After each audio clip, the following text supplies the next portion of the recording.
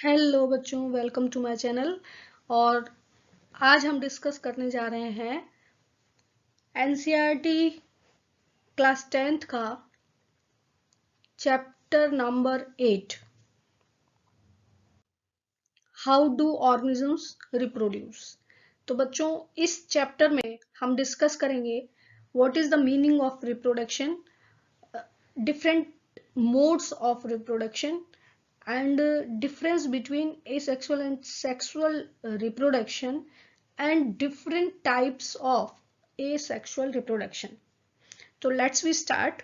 सबसे पहले हम बात कर लेते हैं what is the meaning of reproduction. Short question में मोस्टली ये पूछ लिया जाता है व्हाट इज रिप्रोडक्शन।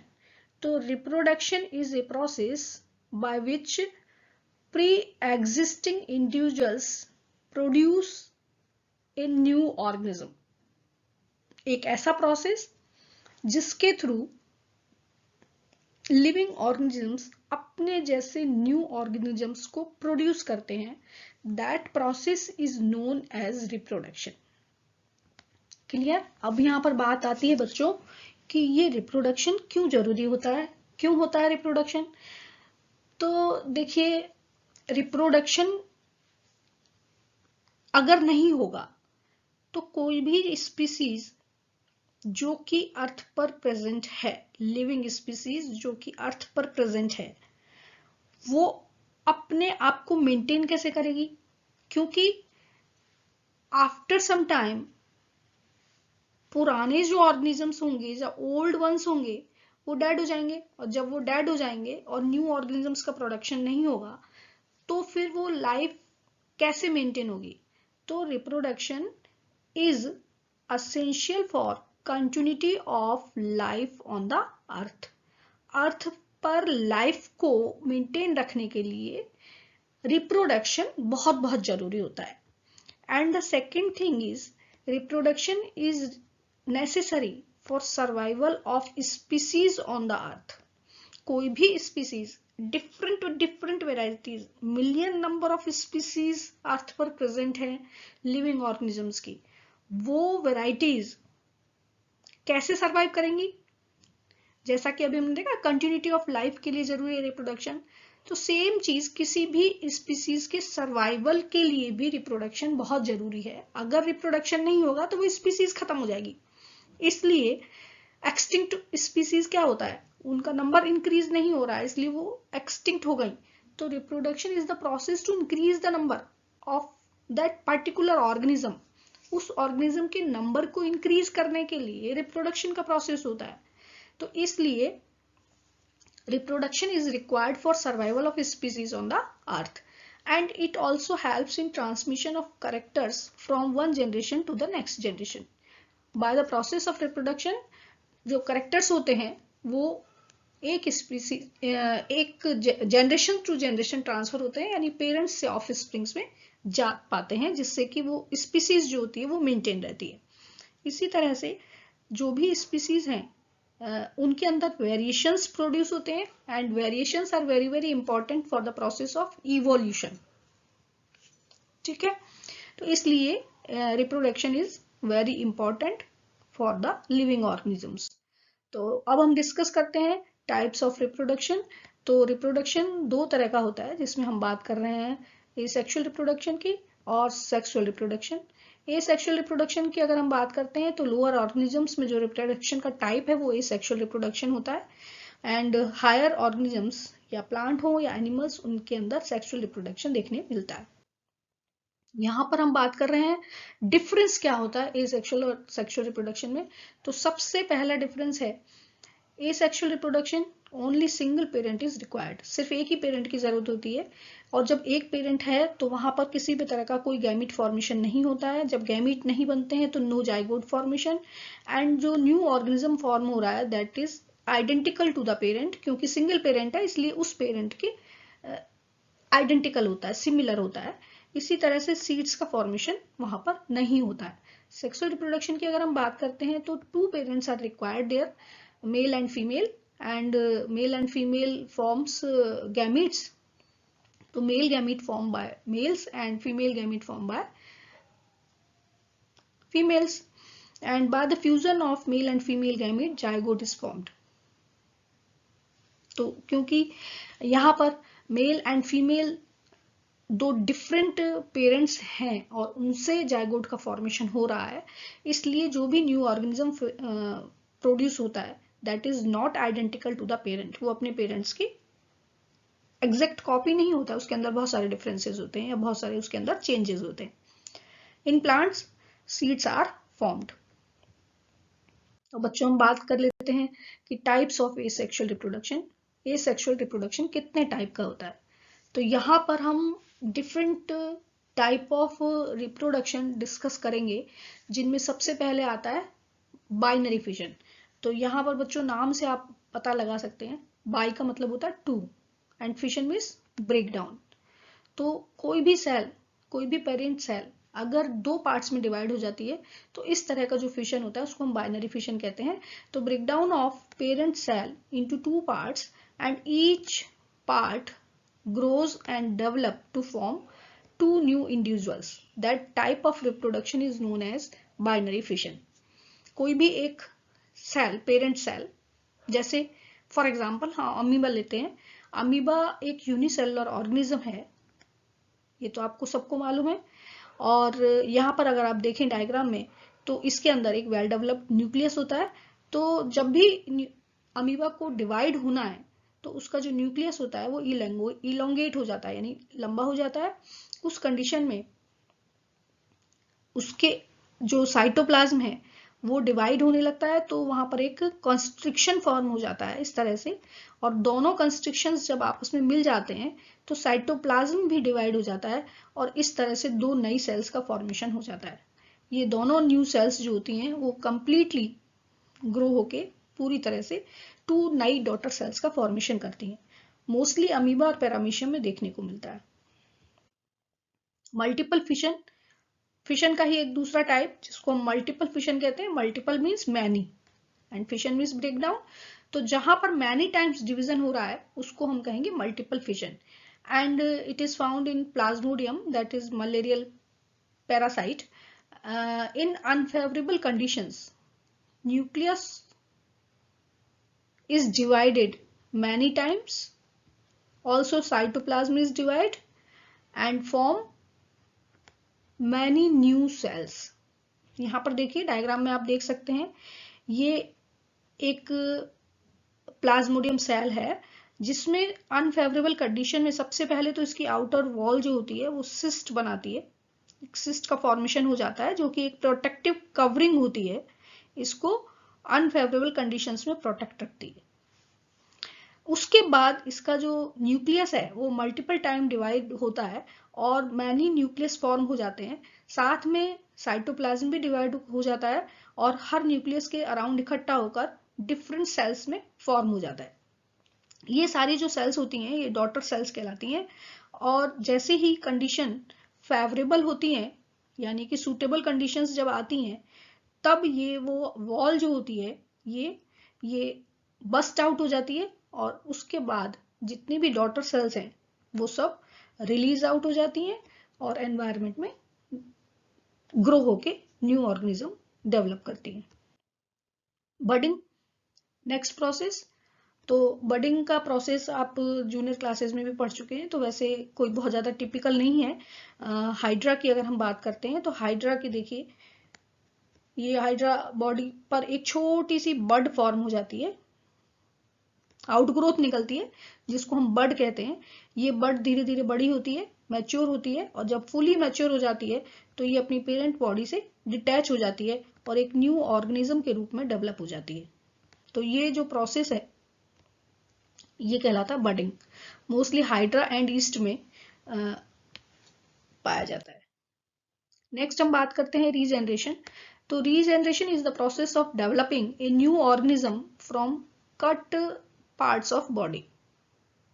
यानी कि एक्सीडेंटली अगर और इस ऑर्गेनिज्म की बॉडी पीसेस में डिवाइड हो जाती है तो हर पीस एक न्यू ऑर्गेनिज्म के रूप में डेवलप हो जाता है. And it is found in planaria and tapeworm. Planaria एक फ्लैट वर्म है जो कि फ्रेश वाटर एनिमल है, एंड अगर वो किसी भी एक्सीडेंट की वजह से पीसेस में कट हो जाता है या उसको कट कर दिया जाता है, तो each body part can regenerate, वो अपने आप को रीजेनरेट कर लेता है, न्यू सेल्स का फॉर्मेशन हो जाता है, एंड हर पार्ट उसका एक न्यू ऑर्गेनिज्म में डेवलप हो जाता है। और ये इसलिए होता है क्योंकि जो भी उसका कट पार्ट होता है, वहां की जो सेल्स होती हैं वो कंटिन्यूसली मल्टीप्लाई होती हैं, और मल्टीप्लाई होके एक सेल्स का क्या बना लेती हैं, सेल्स का एक ग्रुप बना लेती हैं, एंड धीरे धीरे ये सेल्स फिर क्या हो जाती हैं, ऑर्गेनाइज हो जाती हैं, और उसके बाद न्यू ऑर्गेनिज्म के रूप में डेवलप हो जाता है। तो इस तरह से जितने पीसेस में वो कट होगा उतने ही पीसेस उसके न्यू ऑर्गेनिजम्स के रूप में डेवलप हो जाएंगे। नेक्स्ट हम बात करते हैं फ्रेगमेंटेशन। फ्रेगमेंटेशन एंड रीजनरेशन में थोड़ा सा माइनर डिफरेंस है।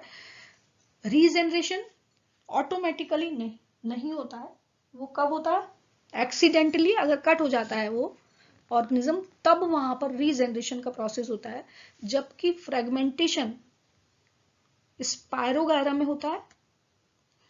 और इसमें जो भी ऑर्गेनिज्म की बॉडी है, स्पायरोगायरा की जो बॉडी है वो फिलामेंटस बॉडी होती है, ये एक तरह की एल्गी होती है, ग्रीन एल्गी, और इसमें जो आफ्टर मैचुरेशन, यानी जब ये फुल्ली डेवलप हो जाता है, तो मैचुरेशन के बाद ये 2 और मोर पीसेज में ब्रेक डाउन हो जाती है इसकी बॉडी, और जितने पीसेज इसके ब्रेक होते हैं वो सब के सब ग्रो होके कंप्लीट न्यू ऑर्गेनिज्म के रूप में डेवलप हो जाते हैं। और वहां पर वो एक्सीडेंटली कट किया जाता है, या फिर एक्सीडेंटली कट हो जाता है, या कट करते हैं उसके बाद उसके अंदर रीजनरेशन होता है। यहाँ फ्रेगमेंटेशन जो होता है वो एक ऑटोमेटिक प्रोसेस है, जिसमें after maturation each filament is break down into many pieces and each piece develop into new organism। तो ये देखिए इस तरह की इसकी बॉडी होती है, ये पूरा एक रिबन लाइक स्ट्रक्चर होता है, और जब भी ये कहीं से ब्रेक डाउन होगा तो हर पार्ट जो होता है वो न्यू ऑर्गेनिज्म के रूप में डेवलप हो जाएगा। नेक्स्ट हम बात करते हैं spore formation. Spore formation is found in Rhizopus और bread mould. Each body is made up of thread like structure which are known as hyphae. जो राइजोपस है उसकी बॉडी हाइफी से बनी होती है, ये थ्रेड जैसी स्ट्रक्चर, इसके ऊपर एक राउंड बॉडी प्रेजेंट होती है जिसको हम स्पोरेंजियम कहते हैं, एंड स्पोरेंजियम के अंदर स्पोर्स का फॉर्मेशन होता है। Spores are round shaped structures which are protected by hard cover, and they comes out when the wall of sporangia bust. तो जब भी स्पोरेंजियम की वॉल बस्ट आउट होती है, स्पोर्स बाहर आ जाते हैं, और जैसे ही इनको कोई सूटेबल कंडीशन मिलती है, जर्मिनेट हो जाते हैं और न्यू इंडिविजुअल को फॉर्म करते हैं। मोस्टली आपने देखा होगा ब्रेड जो होती है उसके ऊपर आपको फंगस दिखाई देती है कभी कभी, और वो फंगस जो होती है वो एक तरह का उसका रिप्रोडक्शन का तरीका है, क्योंकि वो जो स्पोर्स एनवायरमेंट में प्रेजेंट थे। Spores are tiny round ball-like structures which are microscopic। तो एनवायरमेंट में वो प्रेजेंट होते हैं लेकिन आपको दिखाई नहीं देते हैं। तो जब भी उनको सुटेबल सबस्ट्रेटम मिलता है, यानी कि ब्रेड या कोई पीस जो कि आप कभी कभी अचार में भी देखते हैं, पिकल्स में भी देखते हैं, तो अगर कुछ इस तरह का सुटेबल मटेरियल उनको मिलता है तो वहां पर वो सेटल डाउन हो जाते हैं, जर्मिनेट होते हैं, एंड न्यू इंडिविजुअल फॉर्म होते हैं, वो आपको फंगस के रूप में दिखाई देता है। नेक्स्ट हम बात करते हैं vegetative propagation. This is a type of asexual reproduction in plants, and new plants are obtained from any plant part without use of reproductive organs or without use of seed। तो plants can be developed by root, stem or leaves। For example, grass can be developed from the roots, and money plant can be developed by the stem, and bryophyllum leaves can develop many plants by their buds। Money plant की leaf अगर आपने money plant अगर आपने देखा है, वो तो सबने ही देखा होगा मोस्टली, तो उसका अगर आप एक स्टेम का टुकड़ा लें और उसको कहीं पर प्लांट कर दें तो कुछ दिनों के बाद न्यू प्लांट में डेवलप हो जाता है। इसी तरह से अगर आप ब्रायोफिल्म देखें तो ब्रायोफिल्म की जो लीव्स होती हैं उनकी ये जो स्ट्रक्चर होती है, ये जो साइड्स होती हैं वहां पर नॉच होती हैं। नॉच का मतलब ग्रूव्स होते हैं, और वो जो ग्रूव्स होते हैं उन ग्रूव्स के अंदर बहुत सारी बर्ड्स प्रेजेंट होती हैं। ये जो बर्ड्स होती हैं इनके अंदर बेबी प्लांट्स होते हैं एक तरह के, तो जैसे इनको सूटेबल कंडीशन मिलती है वो बर्ड्स जो होती हैं वो बेबी प्लांट के रूप में डेवलप हो जाती हैं। इसी तरह से आप देख सकते हैं जो पोटैटो हैं या अनियन है, तो इनमें जो अनियन में बल्ब्स जो होते हैं वहां से न्यू प्लांट्स का डेवलपमेंट हो जाता है। इसी तरह से अगर आप पोटैटो की बात करें तो पोटैटो पर इस तरह के कुछ नॉच आपको दिखाई देते हैं जिनको आप आईज कहते हैं, और इन आईज के अंदर बर्ड्स प्रेजेंट होती हैं। तो अगर इसको इस तरह से पीसेस में कट कर दिया जाए और इसको प्लांट किया जाए सॉइल के अंदर, तो हर आई के अंदर जो बर्ड प्रेजेंट होती है वो एक न्यू प्लांट के रूप में डेवलप हो जाती है। तो ये वेजिटेटिव प्रोपेगेशन इन प्लांट्स। अब ये वेजिटेटिव प्रोपेगेशन अगर आर्टिफिशियल तरीके से करवाया जाता है, यानी ह्यूमन के थ्रू होता है, आर्टिफिशियली इसको करवाया जाता है प्लांट्स के अंदर, तो वो आर्टिफिशियल प्रोपेगेशन ऑफ प्लांट कहलाता है, और इसका यूज किया जाता है एग्रीकल्चर एंड हॉर्टिकल्चर में। तो ये एग्रीकल्चर की ब्रांचेस होती हैं, एक एग्रीकल्चर और हॉर्टिकल्चर।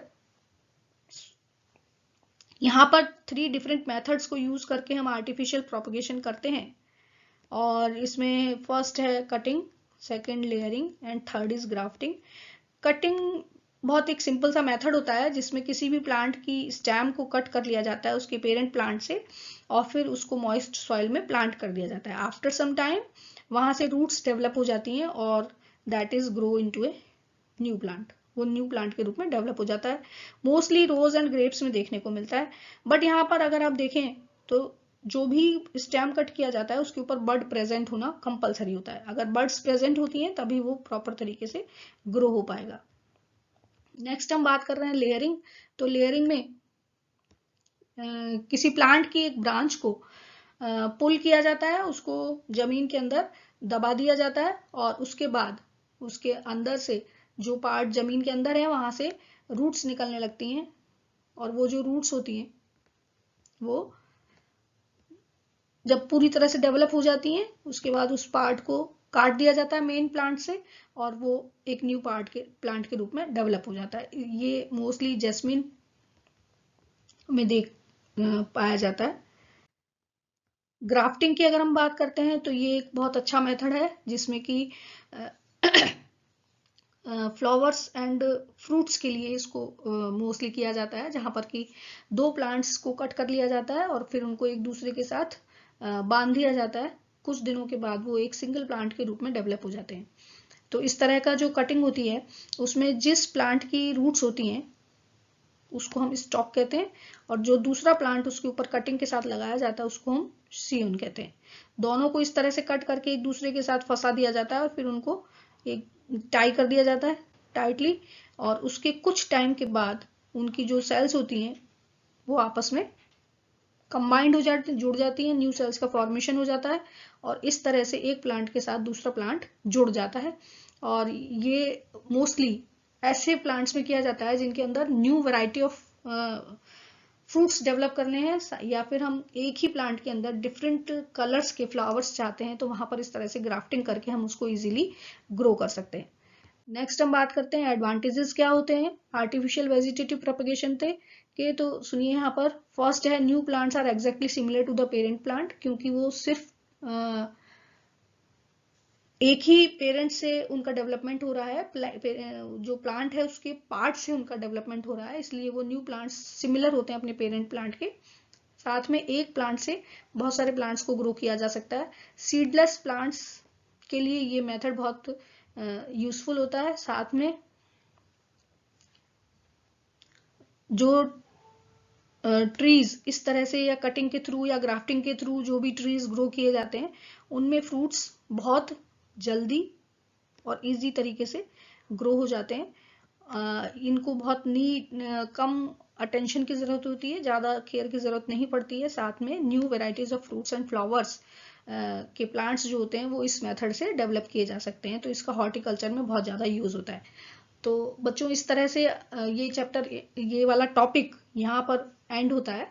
और नए वीडियो में नेक्स्ट वीडियो में हम पढ़ेंगे रिप्रोडक्शन इन फ्लावरिंग प्लांट्स। तो बच्चों ये वीडियो अगर आपको पसंद आई है तो प्लीज़ इसको शेयर करें और सब्सक्राइब भी करें, जिससे कि आपको आगे आने वाली वीडियोस का नोटिफिकेशन मिलता रहे। And thanks for watching this video.